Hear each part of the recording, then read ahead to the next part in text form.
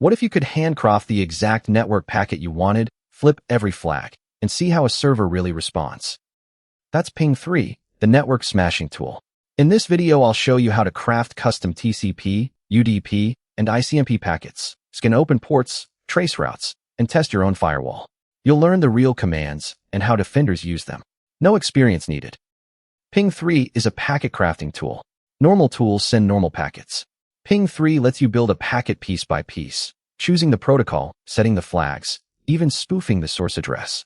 It's like a precision tool for talking directly to a network, and it's a favorite for firewall testing and security audits. Installing HPing3 takes one command. On Kali or any Debian system, you just run sudo apt install HPing3.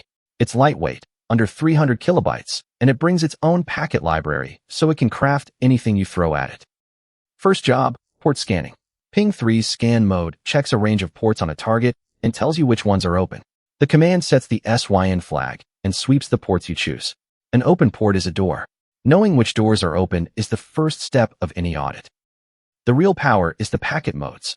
Default is TCP, where you can flip the SYN, ACK, FIN, or RST flags. The one flag sends an ICMP echo, like a ping, and the two flags sends custom UDP packets.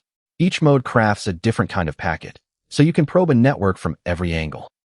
HPing3 can also trace a route. It sends packets with an increasing time to live, and every router that forwards them sends a reply.